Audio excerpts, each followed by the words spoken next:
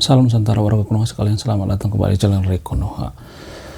Beberapa puluh tahun yang lalu, secara mengejutkan ya, gereja Katolik minta maaf kepada dunia, terutama masyarakat asli warga Amerika, yaitu suku Indian. Kenapa gereja Katolik minta maaf? Karena terkait dengan dokumen Vatikan tentang hubungan gereja dengan penduduk asli Amerika. Kemudian Paus Yohanes Paulus II meminta maaf atas kekerasan kepada dunia sekitar tahun 1992. Kemudian Paus Fransiskus mengaku kesalahan gereja tahun 2015. Dan ini berhubungan dengan kekerasan yang terjadi terhadap penduduk asli Amerika. Kenapa gereja secara terbuka minta maaf? Kenapa gereja berkali-kali minta maaf, terutama Katolik? Apa alasannya? Jadi nanti akan jelaskan ya secara rinci ya.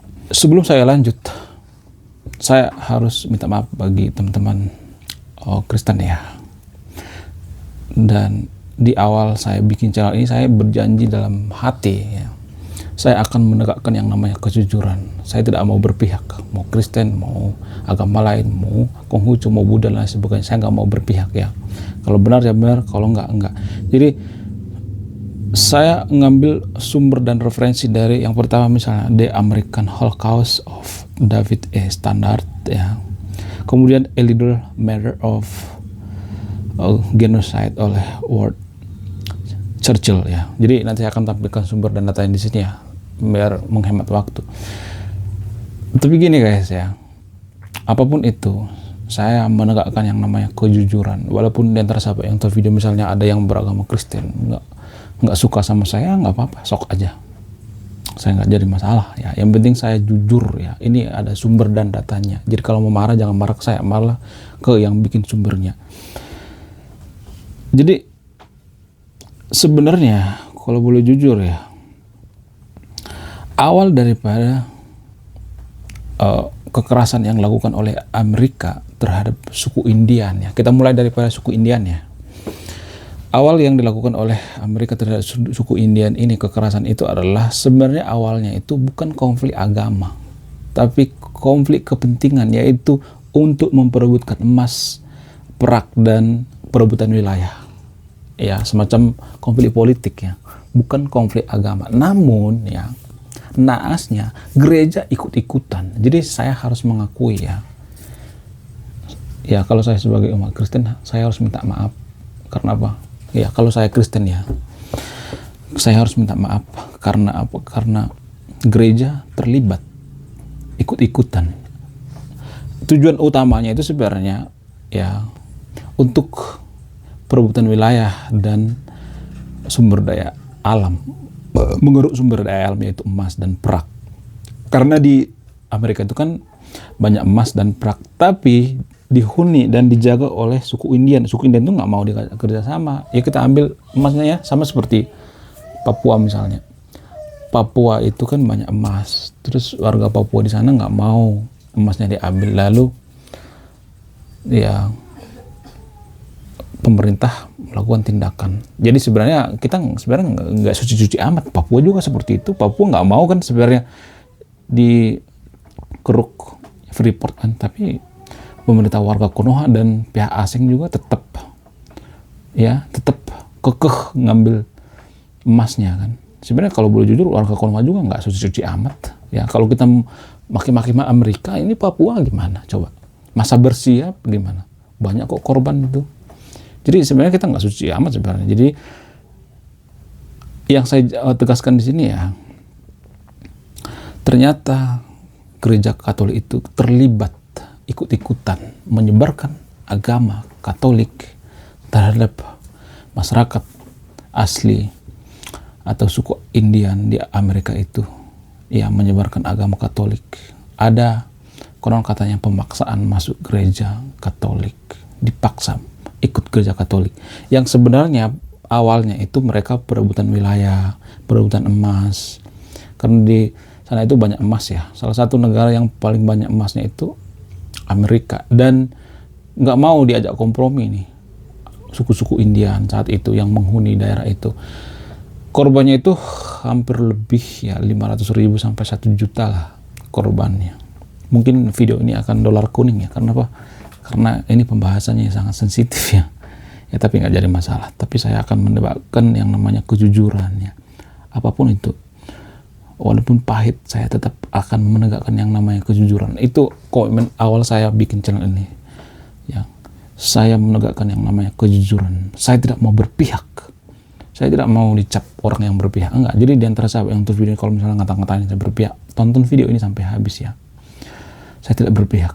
Saya mengakui bahwa gereja Katolik terlibat yang awalnya dimulai oleh konflik kepentingan, yaitu konflik perebutan wilayah, sumber daya alam, tapi diikuti oleh penyebaran agama Katolik ya. Naasnya pemuka agama Katolik ikut-ikutan gitu. Pertama nih perebutan wilayah, perebutan sumber daya manusia, lalu gereja Katolik nyusul gitu, ikut-ikutan. Dan ini juga salah total, sangat-sangat salah total. Makanya Paus Fransiskus ya, Paus Yohanes, dan dokumen Vatikan yang berhubungan dengan gereja ya, dengan pendudukan asli Amerika, mereka minta maaf, menyesali perbuatannya. Sejarah penjajahan Amerika dengan Spanyol dan Portugis yang didukung oleh gereja Katolik mencatat banyak kekerasan dan pemusnahan terhadap penduduk asli Amerika, termasuk India Amerika. Wow. Saya sangat turut prihatin ya.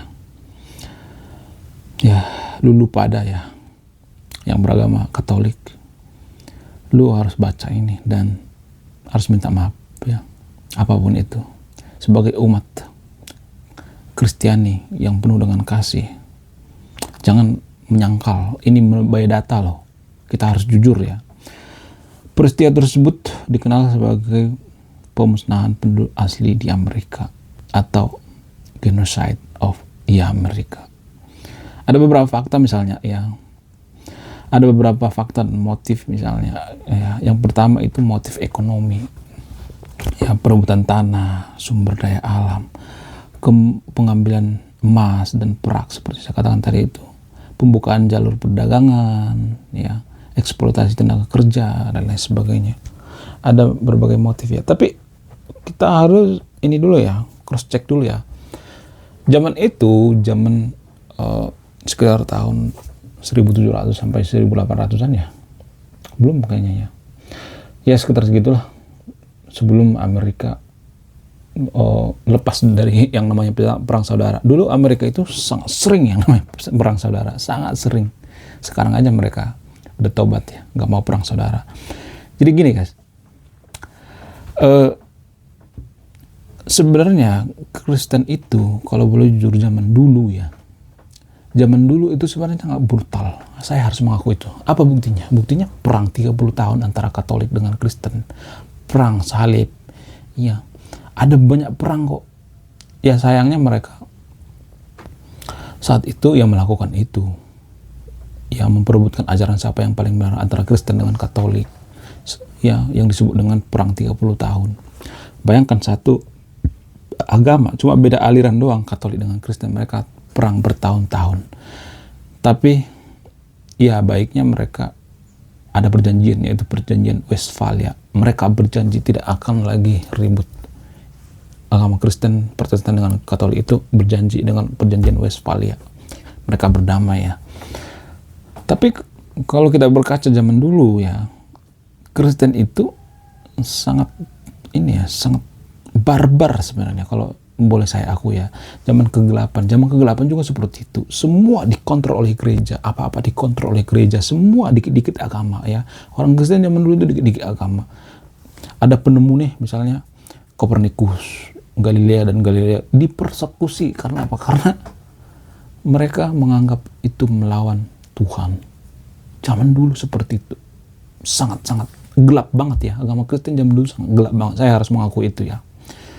Zaman abad kegelapan, sebelum abad Renaissance, mereka keluar dari kegelapan itu dengan cara apa? Ya dengan cara, kalau zaman sekarang itu dengan internet lah, ya anak-anak muda seperti saya misalnya memberikan edukasi ya. Kalau zaman dulu itu seperti seni ya. Zaman dulu itu ada semacam konten kreator bernama seniman. Mereka memahat patung-patung. Jadi itulah alasannya kenapa di Eropa itu seperti di Italia, di Prancis, di Jerman itu ada patung-patung yang mohon maaf yang tanpa busana. Apa pesan yang disampaikan daripada pemahat ini, seniman ini? Manusia itu terlahir ateis, tidak beragama. Jadi kita jangan menyalahkan orang yang tidak mengakui bahwa Tuhan itu ada. Itu sebenarnya pesannya. Nah, anehnya ya, dari patung-patung ini di Eropa semakin berkembang pesat yang namanya agnostik, ateis, dan sekularisme. Dan semenjak mereka sekularisme, ateis, agnostik, mereka semakin maju, semakin modern. Aneh nggak sih? Aneh ya. Semakin mereka kental dengan nilai-nilai agama, mereka semakin terpuruk. Ini pelajaran yang penting yang perlu kita ambil daripada masa kegelapan Eropa. Ya, kemudian setelah itu Eropa perlahan-lahan menjadi modern ya, seperti sekarang ini. Nah, yang jadi pertanyaan, kenapa dulu Kristen itu sangat gelap banget, dark banget ya. Makanya disebut dengan Dark Ages ya. Apa kegelapan? Kenapa? Apa alasannya? Karena orang Kristen saat itu melakukan kesalahan apa itu? Mereka terlalu fokus pada perjanjian lama. Jadi di kitab suci agama Kristen itu ada perjanjian lama, perjanjian baru. Perjanjian lama itu kalau boleh jujur ya, di situ paling banyak kisah-kisah perang. Kisah-kisah perang banyak banget di perjanjian lama. Paling banyak di kitab suci agama apapun yang ada itu di perjanjian lama, kisah-kisah perang. Dan ini diperdalam atau difokuskan oleh umat Kristen zaman dulu, sehingga sering terjadi konflik. Dan saat itu bisa aja mereka mengambil dalil-dalil dari kitab suci untuk menginvasi, sama seperti yang dilakukan oleh gereja Katolik ke Amerika. Ya, makanya mereka minta maaf. Ya, saya akui mereka sangat gentleman minta maaf. Saya akui. Kenapa mereka minta maaf? Berarti mereka terlibat kan, menurut data ya. Jadi ini semacam pelajaran sangat berharga bagi kita ya. Saya tidak berpihak pada agama apapun ya. Saya berpihak pada negara kesatuan ya kita. Saya tidak berpihak pada agama apapun, saya tidak berpihak ya. Saya berpihak kepada kebenaran dan kejujuran ya. Jadi walaupun ini pahit, tetap kita telan ya. Sebenarnya kalau boleh jujur ya, agama Abrahamik ini sebenarnya dulu berdarah-darah ya, zaman dulu ya. Sampai sekarang juga berdarah-darah juga ya. Apakah ini, cuman bedanya sekarang ini kalau di Eropa tidak menggunakan agama lagi, menggunakan embel-embel agama, enggak. Kenapa mereka belajar dari sejarah? Sehingga mereka banyak yang jadi agnostik, ateis dan sebagainya. Tapi saya tidak nyuruh yang untuk jadi ateis dari agnostik ya. Kemudian ada motif lain misalnya. Apa motifnya? Motif politik ya, perebutan kekuasaan dan kontrol.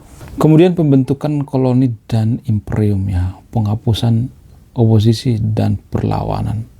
Pembentukan sistem pemerintahan baru ya, yang kuat, yang bertahan. Sistem rimba ya. Hukum rimba masih berlaku zaman dulu, ya tahun-tahun berapa itu ya, tahun-tahun di bawah tahun 700-an lah, 1700-an di bawah itulah. Mereka masih perang, masih koboi-koboyan, masih dor-doran, pakai koboi-koboyan Amerika. Makanya film Amerika itu banyak film tentang koboi-koboi kan. Kemudian motif agama ya, ada motif agama juga, penyebaran agama Katolik ya, penghancuran agama dan kepercayaan lokal. Wow, sangat disayangkan. Mudah-mudahan jangan ada yang agnostik ya setelah menonton video ini. Mudah-mudahan jangan ada yang ateis ya setelah nonton video ini, karena saya akan buka kebenaran yang sebesar-besarnya. Makanya saya bangun channel ini untuk apa? Untuk kebenaran. Kemudian ada semacam konversi paksa ya, penghapusan kekafiran. Nah, di agama Kristen juga sebenarnya ada istilah kafir. Agama Kristen itu kan masih satu rumpun dengan agama Yahudi. Masih satu rumpun, satu perguruan ya. Agama Abrahamik. Agama Abrahamik kan agama dari langit ya. Agama langit dan agama bumi. Ini kan beda ya, agama langit dan agama bumi. Agama bumi itu seperti agama-agama lokal ya. Jadi agama langit ini biasanya, nggak semuanya tapi masih menganut istilah kafir, kekafiran dan lain sebagainya. Ya. Kemudian ada motif lain, misalnya motif sosial, ya, rasisme dan diskriminasi, ya, perasaan superioritas budaya, saya paling berkuasa, ya, saya yang punya kuasa.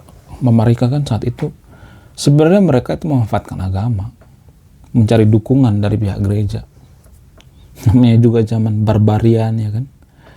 Terus kebencian terhadap budaya dan tradisi lokal, penghapusan identitas suku. Wow, luar biasa. Kemudian ada motif lain, misalnya motif ideologis, ya.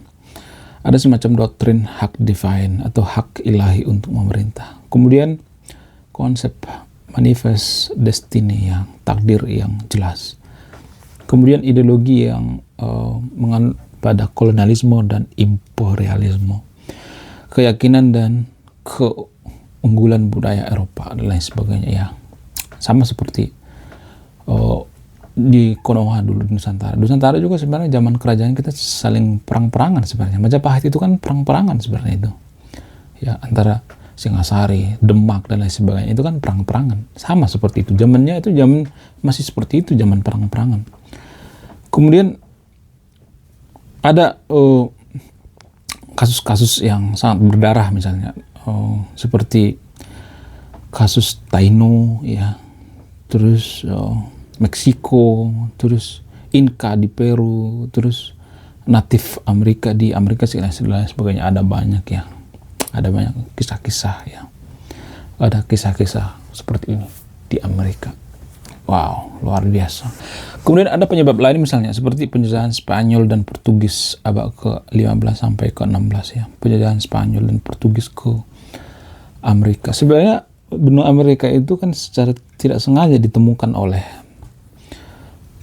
Columbus kalau nggak salah, ya. Awalnya dia mau menuju ke Hindia Belanda, ke Konoha sebenarnya. Tapi kapalnya kesasar. Mungkin saat itu Google Map-nya bermasalah kali, ya. Nggak ada signal, ya. Ya zaman itu belum ada Google Map, ya. Kompasnya mungkin. Yang lalu ketika mereka menemukan pulau Amerika, wow, ternyata ini pulau yang sangat mantap, punya sumber daya alam yang sangat luas, ya. Lalu mereka terkejut, ya, saat menjelajahi pulau Amerika, ternyata ada penghuninya, orang-orang Indian. Wow, ya, mereka terkejut. Lalu mereka melakukan serangkaian penjajahan seperti penjajahan Spanyol dan Portugis pada abad ke-15 dan 16. Kemudian perebutan tanah dan sumber daya, penyebaran agama Katolik, ya. Makanya saya katakan agama Katolik juga berpengaruh, ya. Ada banyak korban, ya. Diperkirakan 50 sampai 100 juta penduduk asli Amerika tewas. Wow. 90% populasi India Amerika hilang dalam 100 tahun pertama menjajah. Wow. Banyak suku India Amerika menjadi punah. Wow. Ada berbagai metode caranya, misalnya seperti kerja paksa, penyakit menular, pemusnahan tempat tinggal, penghancuran budaya dan agama dan lain sebagainya. Wow. Lalu apa dampak dari ini semuanya? Apa dampak yang dilakukan oleh Amerika, penjajahan Portugis, Spanyol, dan penyebaran agama yang dilakukan oleh pemuka agama Katolik? Apa ini dampaknya semuanya? Dampaknya itu adalah orang-orang Amerika atau orang Eropa itu semakin hari semakin tidak percaya yang namanya agama. Mereka berpikir bahwa agama itu adalah alat daripada penjajah, mainan daripada penjajah. Mereka berpikir kalau Tuhan itu Maha Kuasa, kenapa saat terjadi seperti ini ada pembunuhan misalnya, kenapa Tuhan tidak men-stop? Kenapa Tuhan mengizinkan? Bukankah Tuhan itu Maha Kuasa? Kalau misalnya ada yang mengatakan itu kan kehendak bebas dari mana? Dari Hong Kong. Kalau satu orang kebunuh gak jadi masalah. Ini kan 50 juta, bayangkan. Kehendak bebas dari Hong Kong. Sehingga saat itu orang berbondong-bondong jadi agnostik, jadi ateis. Jadi saya tidak nyuruh yang terpilih untuk jadi agnostik atau jadi ateis, ya. Dan anehnya semakin mereka ateis dan agnostik, maka mereka semakin damai, semakin toleransi, semakin, ya, seperti sekarang ini, seperti Amerika kan semakin hari kan semakin ini, ya, semakin toleransi, ya. Negara-negara Eropa juga, Finlandia, Norwegia dan lain sebagainya, Jepang, Singapura dan lain sebagainya. Justru negara-negara ini ya, yang tidak peduli dengan agama, yang tidak terlalu kental dengan agama itu, mereka lebih ini ya, lebih manusiawi saya melihat ya. Apakah karena faktor agama ini sehingga ada orang yang berprinsip nggak apa-apa membunuh asal ada embel-embel agama? Iya sih, ada banyak ya warga Konoha yang berpikir seperti itu, atau warga luar negeri yang berpikir seperti itu. Kenapa? Karena dia ada embel-embel agama. Kejahatan yang dibalut dengan agama, maka kejahatannya akan terlihat mulia. Ya. Jadi itu dampaknya. Eropa sekarang ini sudah krisis dalam beragama. Tapi semakin mereka krisis dalam beragama, semakin mereka humanis ya. Ini aneh bin ajaib ya, sangat aneh ya sebenarnya. Ya. Tapi saya nggak nyuruh yang untuk jadi agnostik atau ateis ya. Jadi pada intinya agama itu adalah mainan daripada penjajah, ideologi untuk menjajah sebenarnya. Sama seperti yang dilakukan oleh Amerika. Mereka mengkatolikkan suku Indian itu, padahal mereka sudah punya agama kepercayaan lokal. Untuk apa? Untuk menjajah ideologi ya. Ya walaupun sekarang Katolik itu sudah bertransformasi seperti bukan zaman dulu lagi, sudah berubah sekarang ini. Ya saya melihat Katolik zaman dulu sama zaman sekarang ini sudah berubah banget ya. Zaman dulu itu dogmatis, sekarang saintifik ya saya melihat. Lebih ke pendidikan ya. Oke, terima kasih sudah menyimak dan memahami video ini. Saya Ray Konoha, salam rasional.